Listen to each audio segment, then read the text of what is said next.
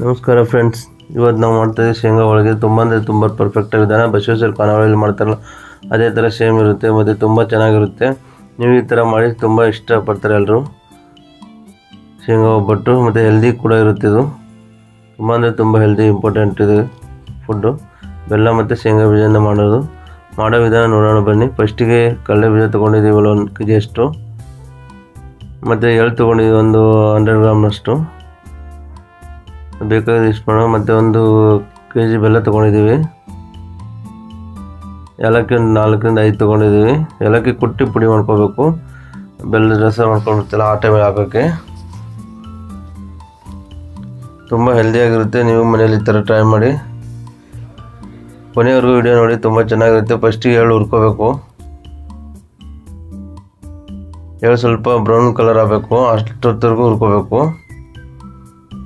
ಆಮೇಲೆ ಇವಾಗ ಕಡಲೆ ಬೀಜನೂ ಹುರಿತಾ ಇದ್ದೀವಿ ನೋಡಿ. ಕಡಲೆ ಬೀಜ ಫುಲ್ ಸ್ವಲ್ಪ ರೆಡ್ ಆಗಬೇಕು, ಬ್ರೌನ್ ಕಲರ್ ಬರಬೇಕು. ಕಡಲೆ ಬೀಜ ಹುರಿದಾದ್ಮೇಲೆ ಎಳ್ಳು ಹುರಿದಾದ್ಮೇಲೆ ಆರಬೇಕು. ಫುಲ್ ಕೋಲ್ಡ್ ಆಗಬೇಕು. ಬಿಸಿ ಇರೋ ಟೈಮಲ್ಲಿ ಏನು ಮಾಡಬಾರ್ದು. ಫುಲ್ ಕೋಲ್ಡ್ ಆದಮೇಲೆ ನಾವು ಅದಕ್ಕೆ ರುಬ್ಬಬೇಕು. ಎಳ್ಳು ಸ್ವಲ್ಪ ಮತ್ತು ಕಡಲೆ ಬೀಜ ಫುಲ್ ರುಬ್ಕೋಬೇಕು. ಎಳ್ಳು ಸ್ವಲ್ಪ ರುಬ್ಬಿರೋದು ಹಾಕಬೇಕು, ಸ್ವಲ್ಪ ಹಂಗೆ ಫುಲ್ ಇರೋದು ಹಾಕಬೇಕು. ನೋಡಿ ಈ ಥರ ಹುರಿಬೇಕು ನಾವು ಕಡಲೆ ಬೀಜ ಹುರಿದ್ಬಿಟ್ಟು ಒಂದು ½ an hour 1 hour ಬಿಡಬೇಕು. ಇದು ಆರಬೇಕು, ಫುಲ್ ಕೋಲ್ಡ್ ಆಗಬೇಕು. ಅಷ್ಟೊತ್ತರೆಗೂ ಇಲ್ಲಿ ಬೆಲ್ಲ ಇದು ಮಾಡ್ಕೊಳ್ಳೋಣ. ನಾನು ಫಸ್ಟಿಗೆ ಒಂದು ಗ್ಲಾಸ್ ಅಷ್ಟು ನೀರು ಹಾಕ್ಕೊಂಡಿದ್ದೀವಿ 1 kg ಬೆಲ್ಲಕ್ಕೆ. ಇದು ಬೆಲ್ಲ ಎಲ್ಲ ಕರಗಿಸ್ತಾ ಇದೆ ನೋಡಿ. ಈ ಥರ ಕರಗಿಸ್ಬೇಕು. ಇದು ಮತ್ತು ಜಾಸ್ತಿ ಕುದಿಸ್ಬಾರ್ದು, ಅದು ಬೆಲ್ಲ ಮತ್ತು ಗಟ್ಟಿ ಆಗಬಾರ್ದು. ಸಾಕು ಅಷ್ಟೇ. ಬೆಲ್ಲ ಕರಗಿದ್ರೆ ಆಫ್ ಮಾಡಿಬಿಡೋದು ಅಷ್ಟೇ. ಈ ಥರ ನೋಡಿ, ಬೆಲ್ಲ ಕುದ್ದಾದ್ಮೇಲೆ ಮುಗೀತು. ಏಲಕ್ಕಿ ಪೌಡ್ರ್ ಹಾಕೋತಾ ಇದ್ದೀನಿ, ಇಲೈಚಿ ಪೌಡ್ರು. ಈ ಥರ ನೋಡಿ ಇಲೈಚಿ ಪೌಡ್ರ್ ಹಾಕ್ಕೊಂಡಿದ್ದೀವಿ. ಎಳ್ಳು ಹಾಕ್ಕೊಂಡು ಫುಲ್ ಇರೋದು ರುಬ್ಬೋದು ಬೇಡ, ಹಂಗೆ ಹಾಕ್ಕೊಳ್ಳೋಣ. ಸ್ವಲ್ಪ ರುಬ್ಕೋಬೇಕು. ಒಂದು 2-3 ಸ್ಪೂನ್ ಅಷ್ಟು ಎಳ್ಳು ಹಾಕ್ಕೋಬೇಕು ಈ ಹಂತದಲ್ಲಿ.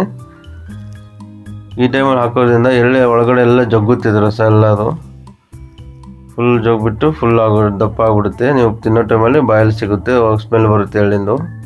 ಈ ಥರ ಒಂದು 3 ರಿಂದ 4 ಟೀ ಸ್ಪೂನ್ ಅಷ್ಟು ಎಳ್ಳು ಹಾಕೋತಾ ಇದ್ದೀವಿ.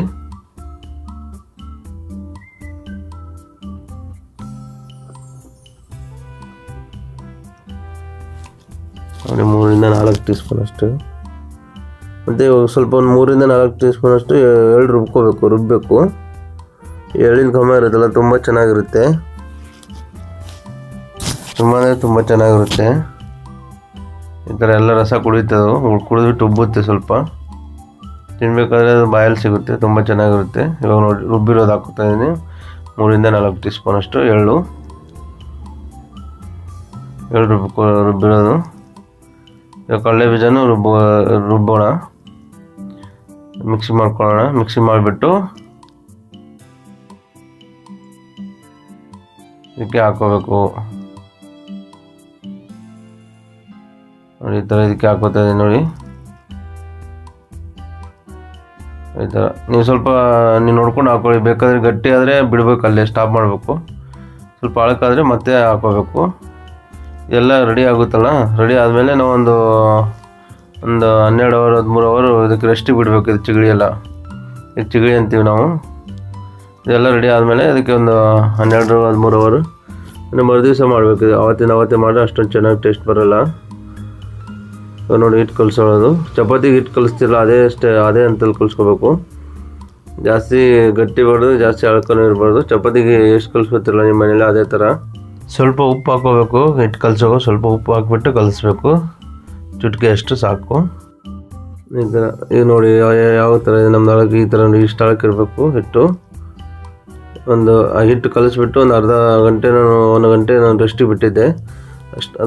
ಅದ್ರ ಸಲುವಾಗಿ ಅಷ್ಟೊಂದು ಸ್ಮೂತಾಗಿ ಬರ್ತದೆ ನೋಡಿ. ಇವಾಗ ಸ್ಟಫಿಂಗ್ ಮಾಡ್ತಾಯಿದ್ದೀನಿ.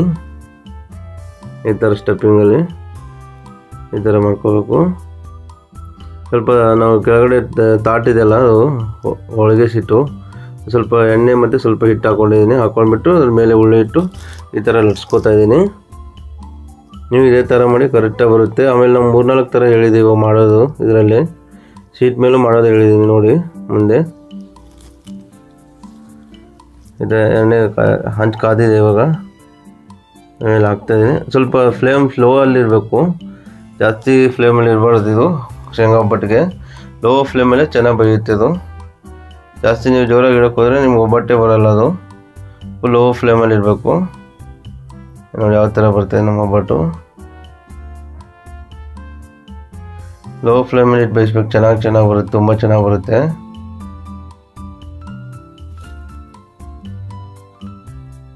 ನೋಡಿ ಯಾವ ಥರ ಬಂತು ಒಬ್ಬಟ್ಟು. ಈ ಥರ ಮಾಡ್ಕೋಬೇಕು ನೀವು.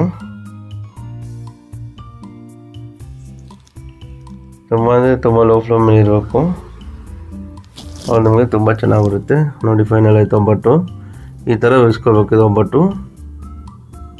ನೀವು ಚಿಗಡಿನ ಒಂದು 4-5 ದಿವಸ ಇಟ್ಕೊಂಡ್ಬಿಟ್ಟು ಒಬ್ಬಟ್ಟು ಮಾಡ್ಕೋಬೋದು, ಅದೇನು ತೊಂದರೆ ಇಲ್ಲ.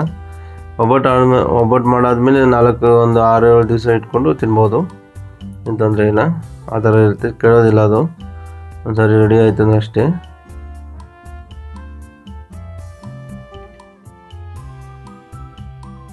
ನೀವು ಈ ಥರ ಮನೇಲಿ ಟ್ರೈ ಮಾಡಿ, ಹುಡುಗರೆಲ್ಲ ತುಂಬ ಇಷ್ಟಪಡ್ತಾರೆ. ಆಮೇಲೆ ಆರೋಗ್ಯಕ್ಕೆ ತುಂಬ ಒಳ್ಳೆಯದಿದು ಶೇಂಗಾ ಒಬ್ಬಟ್ಟು. ಶೇಂಗಾ ಮತ್ತು ಬೆಲ್ಲ ಇರುತ್ತೆ, ಸ್ವಲ್ಪ ಎಳ್ಳು ಇರುತ್ತಲ್ಲ, ತುಂಬ ಹೆಲ್ದಿಯಾಗಿರುತ್ತೆ ಅದು. ನೆಕ್ಸ್ಟ್ ಎರಡನೇ ನೋಡ್ಕೊಳ್ಳೋಣ ಯಾವ ಥರ ಸ್ಟಫಿಂಗ್ ಮಾಡ್ತೀವಿ ನಾವು. ಉಳ್ಳಿ ತುಂಬೋದಂತಾರೆ ನಮ್ಮ ಕಡೆ. ಯಾವ ಥರ ಉಳ್ಳಿ ತುಂಬ್ತಾ ಇದೀವಿ ನೋಡಿ. 10 ಬೆರಳನ್ನು ಯೂಸ್ ಮಾಡ್ಕೊಂಡ್ಬಿಟ್ಟು ನೀವು ಈ ಥರ ಉಳ್ಳಿ ತುಂಬಿದ್ರೆ ತುಂಬ ಈಸಿಯಾಗಿ ಬರುತ್ತೆ. ಒಂದೇ ಬೆರಳಿಂದ ಆಗೋಲ್ಲ, ಒಂದೇ ಕೈಯಿಂದನೂ ಆಗೋಲ್ಲ ಇದು. ಆ ಥರ ಆಯಿತು. ಇವಾಗ ಸ್ವಲ್ಪ ಎಣ್ಣೆ ಹಾಕೋತಾ ಇದೆ ನೋಡಿ. ಮತ್ತು ಸ್ವಲ್ಪ ಜೋಳದ ಹಿಟ್ಟು ಇದ್ದರೆ ಜೋಳದ ಹಿಟ್ಟು, ಇಲ್ಲಾಂದರೆ ಗೋಧಿ ಹಿಟ್ಟು ಹಾಕ್ಕೊಳ್ಳಿ. ಎರಡು ಮಿಕ್ಸ್ ಇದ್ದರೆ ಅದು ತಾಟಿಗೆ ಅಂಟಲ್ಲ. ಆ ಸೀಟಿದೆಲ್ಲ ಒಬ್ಬರು ಸೀಟು ಅದಕ್ಕೆ ಅಂಟೋದಿಲ್ಲ, ಟಕ್ಕಂತ ಬಿಡುತ್ತೆ ಅಲ್ಲಿ. ಈ ಥರ ನೋಡಿ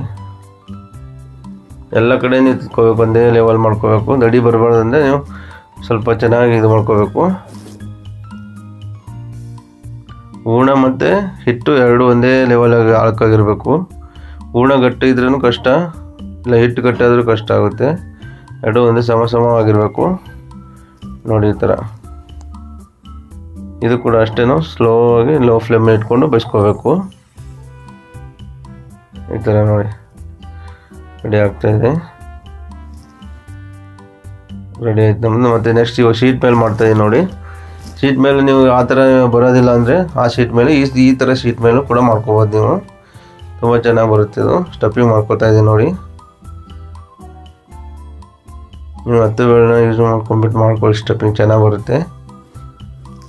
ಈಗ ಸ್ವಲ್ಪ ಎಣ್ಣೆ ಹಚ್ಕೊಂಡು ಸಾಕು. ಈ ಶೀಟಿಗೆ ಎಣ್ಣೆ ಹಚ್ಕೊಂಡ್ಬಿಟ್ಟು ಮೇಲೆ ಸ್ವಲ್ಪ ಎಣ್ಣೆ ಹಾಕ್ಕೊಂಡ್ಬಿಟ್ಟು ಮತ್ತೆ ಒಂದು ಬಟರ್ ಶೀಟ್ ತೊಗೊಂಡು ಅದ್ರ ಮೇಲೆ ಇಡ್ತಾಯಿದ್ದೀನಿ. ತಿದ್ದೋದು ಒಂದೇ ಸಮ ತಿದ್ದಬೇಕು. ಅದು ಒಂದೇ ಕಡೆ ಒತ್ತಬಾರ್ದು, ಎಲ್ಲ ಕಡೆ ನೋಡಿ ತಿದ್ಕೋಬೇಕು. ತುಂಬ ಈಜಿ ಅಂದರೆ ತುಂಬ ಈಸಿಯಾಗಿ ಬರುತ್ತೆ.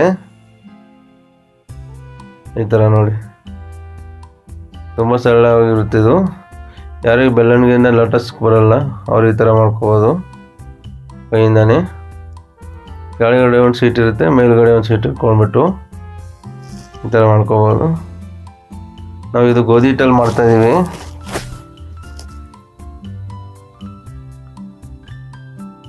ರೆಡಿ ಆಯ್ತು ನಮ್ಮದು. ಆಗ್ತಾಯಿದೆ. ಹಂಚು ಕಾಯ್ದೆ, ಮೀಡಿಯಮಾಗಿ ಹಂಚು ಕಾಯ್ದಿದೆ. ಮೀಡಿಯಮಾಗಿ ಕಾಯ್ಬೇಕು, ಜಾಸ್ತಿ ಕಾದಿರಬಾರ್ದು. ಲೋ ಫ್ಲೇಮ್ ಇಟ್ಕೊಂಡು ಬೇಯಿಸ್ಕೋಬೇಕು ಶೇಂಗಾ ಒಬ್ಬಟ್ಟುಗಳನ್ನ. ಜಾಸ್ತಿ ಫ್ಲೇಮ್ ಇಟ್ಟರೆ ಅದು ಹರಿದೋಗುತ್ತೆ ನೋಡಿ. ಯಾವ ಥರ ಬರ್ತದೆ ನಮ್ಮ ಒಬ್ಬಟ್ಟು. ರೆಡಿ ಆಯ್ತು ನೋಡಿ. ಗೋಧಿ ಹಿಟ್ಟನ್ನು ತೊಗೊಳಿದ್ದಕ್ಕೆ ನಾವು ಗೋಧಿ ಹಿಟ್ಟೆ ತೊಗೊಂಡಿದ್ದೀವಿ. ಒಂದು ಅರ್ಧ kg ಅಷ್ಟು ಗೋಧಿ ಹಿಟ್ಟಿದ್ರೆ ನಾವು 1 kg ಅಷ್ಟು ಶೇಂಗಾ ಒಬ್ಬಟ್ಟು. ನೋಡಿ ಇದೊಂಥರ ಸ್ಟಫಿಂಗ್ ಮಾಡೋದು ಬೇರೆ ತೋರಿಸ್ದೆ. ಫಸ್ಟಿಗೆ ಚಪಾತಿ ಅಗಲವಾಗಿ ಇಟ್ಕೊಂಡ್ಬಿಟ್ಟು ಈ ಥರನೂ ಮಾಡ್ಕೊಬೋದು ನೀವು ಸ್ಟಫಿಂಗು. ನೋಡಿ ಮೇಲೆ ಎಕ್ಸ್ಟ್ರಾ ಇರುತ್ತಲ್ಲ ಹಿಟ್ಟು, ಬೇಕಾದ್ರೆ ಕಟ್ ಮಾಡ್ಕೊಂಡ್ಬಿಟ್ಟು ತೆಗಿಬೋದು ನೀವು. ಈ ಥರ ತೆಗಿಬಿಟ್ಟು ಮತ್ತೆ ನಾವು ಇದು ಮಾಡ್ಕೊಬೋದು ನೋಡಿ. ಕೆಳಗಡೆ ಶೀಟಿಗೆ ಎಣ್ಣೆ ಅಂಟಿಸ್ತಾ ಇದ್ದೀನಿ. ಮೇಲೆ ಸ್ವಲ್ಪ ಎಣ್ಣೆ ಹಾಕ್ಕೊಂಡಿದ್ದೀನಿ. ಅದ್ರ ಮೇಲೆ ಮತ್ತೊಂದು ಶೀಟ್ ಹಾಕ್ಕೊಂಡು ಈ ಥರ ಒಂದೇ ಸಮ ತಿದ್ದಬೇಕು ಇದು. ಈ ಥರ ಮೇಲೆ ಶೀಟ್ ಇಲ್ಲ ಅಂದರೂ ಒಂದು ಬೇರೆ ಒಂದು ಐಡಿಯಾ ಹೇಳಿದ್ದೀನಿ ನೋಡಿ ಮುಂದೆ.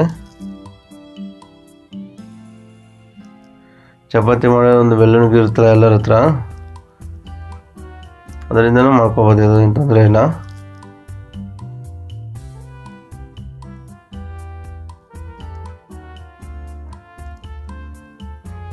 ನೋಡಿ ಈ ಥರ ಒಂದೇ ಲೆವೆಲಾಗಿ ನಾವು ಮಾಡ್ಕೋಬೇಕು. ಕೈಯಿಂದ ಆರಾಮಾಗಿ ಚೆನ್ನಾಗಿ ಬರುತ್ತೆ. ನೋಡಿ ಮೀಡಿಯಮ್ ಫ್ಲೇಮ್ ಇಟ್ಟಿದ್ದೀನಿ, ಅದ್ರ ಮೇಲೆ ಮತ್ತೆ ಹಾಕ್ಕೊತಾ ಇದ್ದೀನಿ. ಬೇಯಿಸೋದು ಮಾತ್ರ ಸ್ವಲ್ಪ ಲೋ ಫ್ಲೇಮಲ್ಲಿ ಇಟ್ಕೊಂಡು ಬೇಯಿಸ್ಕೊಳ್ಳಿ, ಚೆನ್ನಾಗಿರುತ್ತೆ. ನಾವು ಮೈದಾ ಯೂಸ್ ಮಾಡಿಲ್ಲ ಇಲ್ಲಿ, ತುಂಬ ಹೆಲ್ದಿಯಾಗಿರುತ್ತೆ ಇದು ಫುಡ್ಡು. ನೀವು ಮನೇಲಿ ಇದೇ ಥರ ಗೋಧಿ ಹಿಟ್ಟಲ್ಲೇ ಟ್ರೈ ಮಾಡಿ.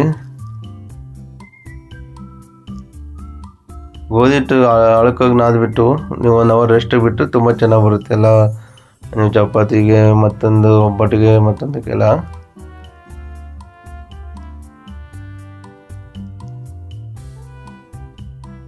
ನೋಡಿ ಯಾವ ಥರ ಬರ್ತದೆ. ಫುಲ್ ಬೇಯಿಸೋ ತೋರಿಸ್ತಾ ಇದ್ದೀನಿ ನಾನು ಇದರಲ್ಲಿ, ಕೊನೆಯದಿಲ್ಲ, ಸ್ವಲ್ಪ ಇನ್ನೊಂದಿದೆ.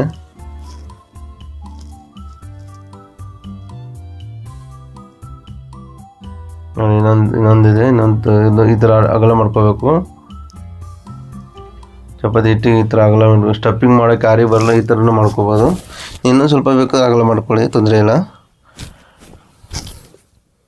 ಅದನ್ನು ಉಂಡೆ ಇರುತ್ತಲ್ಲ ಅದು ಹೂರ್ಣದು, ಅದ್ರ ಮಧ್ಯದಲ್ಲಿ ಇಟ್ಕೊಂಡು ನೋಡಿ ಈ ಥರ ನೀವು ಇದು ಮಾಡ್ಕೋಬೋದು ಸ್ಟಫಿಂಗ್ ಈಸಿಯಾಗಿ.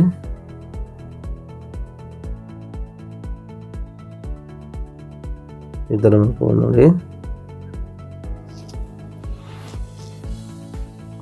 ತುಂಬ ಈಸಿಯಾಗಿ ಮಾಡ್ಕೋಬೋದು ಇದು ಶೇಂಗಾ ಒಬ್ಬಟ್ಟು.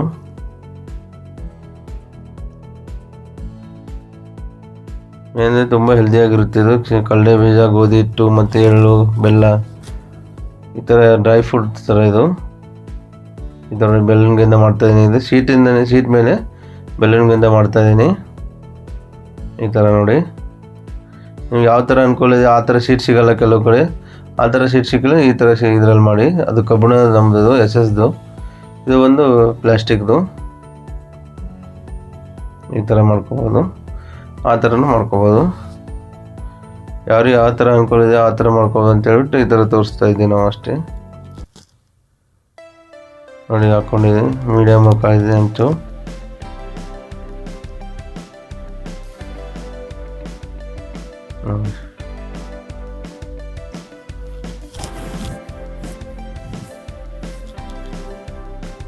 ಮೀಡಿಯಮ್ ಫ್ಲೇಮಲ್ಲೇ ಬೇಯಿಸ್ಕೋಬೇಕು ಒಬ್ಬಟ್ಟುಗಳನ್ನ, ಶೇಂಗಾ ಒಬ್ಬಟ್ಟು ಮಾತ್ರ. ನೋಡಿ ರೆಡಿ ಆಯಿತು ಒಬ್ಬಟ್ಟು. ನೋಡಿ ಯಾವ ಥರ ಬಂದೆ. ನಾವು ಒಬ್ಬಟ್ಟಿಗೆ ತುಪ್ಪ ಹಾಕೋತಿದ್ದೀನಿ ನಾನು. ತುಪ್ಪ ನೀವು ಗಟ್ಟಿ ಇರೋದು ಹಾಕ್ಕೊಂಡ್ರೆ ಇದು ಚೆನ್ನಾಗಿ ಟೇಸ್ಟ್ ಬರುತ್ತೆ. ಕಾಸು ಹಂಗೆ ಹಾಕ್ಕೋಬೇಕು. ಇದಕ್ಕೆ ತುಂಬ ಟೇಸ್ಟಿಯಾಗಿ ಬರುತ್ತೆ. ನೋಡಿ ನಾನು 5 ಥರ ಹೇಳಿದೆ ಒಬ್ಬಟ್ಟು, 5 ಇಲ್ಲೇ ಇದೆ. ನೀವು ಮನೇಲಿ ಟ್ರೈ ಮಾಡಿ, ಸಬ್ಸ್ಕ್ರೈಬ್ ಮಾಡಿ, ಲೈಕ್ ಮಾಡಿ. ಧನ್ಯವಾದಗಳು.